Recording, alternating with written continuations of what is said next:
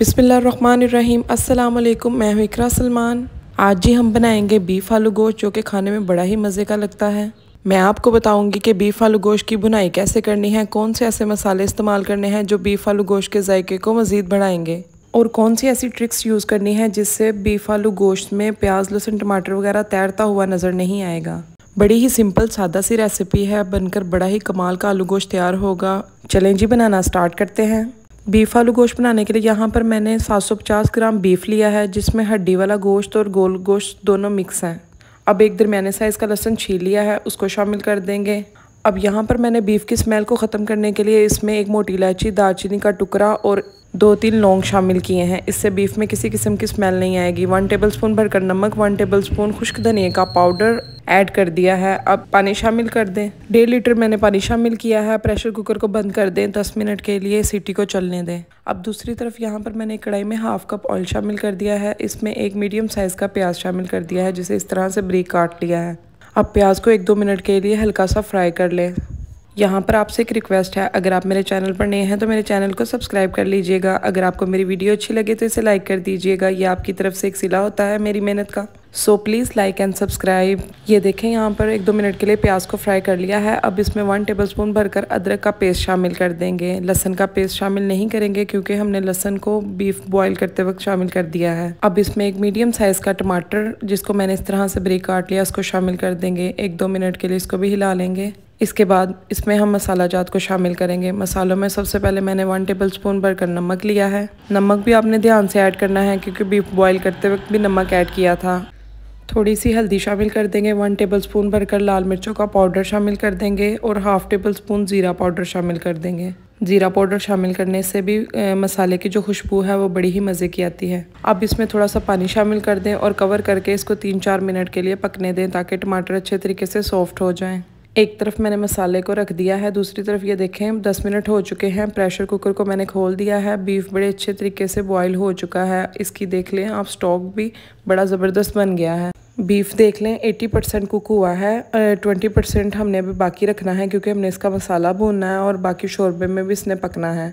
चलें जी, अब गोश्त को किसी स्ट्रेनर में अलग कर लेते हैं और जो सूप है उसको अलग कर लेते हैं। ये देखें, यहाँ पर 3-4 मिनट हो चुके हैं। टमाटर बड़े अच्छे तरीके से सॉफ्ट हो गए हैं। 1-2 मिनट के लिए मसाले को भून लेंगे, फिर इसके बाद इसमें बीफ को शामिल कर देंगे। 1-2 मिनट हो चुके हैं मसाले को भूनते हुए। चलें जी, अब जो हमने ये बीफ अलग किया था उसको शामिल कर देंगे और अच्छे तरीके से भून लेंगे मसाले को 5-6 मिनट के लिए मज़ीद। मसाले को आपने तब तक भूनना है जब तक कि ये प्याज टमाटर मसाले में अच्छे तरीके से घुल नहीं जाते, क्योंकि ये साबुत तैरते हुए शोरबे के ऊपर बिल्कुल अच्छे नहीं लगते। अक्सर लोगों का मैंने शोरबा देखा है, उसमें प्याज टमाटर साबुत नज़र आ रहे होते हैं, जो कि खाने में बिल्कुल भी अच्छे नहीं लगते और देखने में भी बिल्कुल अच्छे नहीं लगते। यही वो छोटी छोटी ट्रिक्स होती हैं जिन पर अमल करना बड़ा ही ज़रूरी है ताकि खाने के जायके और टेस्ट को मज़ीद बढ़ाया जाए। चलें जी, अब मसाला भूनते हुए 5-6 मिनट हो चुके हैं। मसाला बड़े अच्छे तरीके से भून चुका है। आप देख सकते हैं मसाले में कोई भी प्याज टमाटर साबुत नज़र नहीं आ रहा। ऑयल भी किनारों से बड़े अच्छे तरीके से सेपरेट हो चुका है। चलें, अब हम इसमें आलूओं को शामिल कर देंगे। आधा किलो मैंने आलू लिए थे, जिन्हें इस तरह से काट लिया है। अब 1-2 मिनट के लिए मुसलसल आलूओं को आपने मीडियम फ्लेम के ऊपर भूनना है।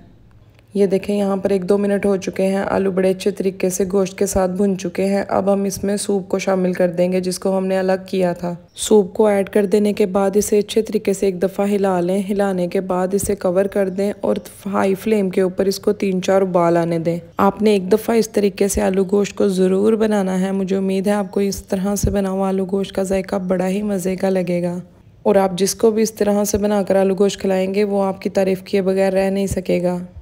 चलें जी, हाई फ्लेम के ऊपर 3-4 बॉल आ चुके हैं। अब इसमें हम बारीक कटा हुआ हरा धनिया शामिल कर देंगे और लंबी कटी हुई हरी मिर्चें शामिल कर देंगे। हरी मिर्चें जो शोरबे में मज़ा देती हैं ना, उसका तो आप पूछे ही ना। अब यहाँ भी आलू गोश्त के जायके को मज़ीद बढ़ाने के लिए लास्ट पर हम एक मसाला ऐड करेंगे, जो कि गरम मसाला है बारीक पिसा हुआ। इसको शामिल कर देंगे और कवर कर देंगे।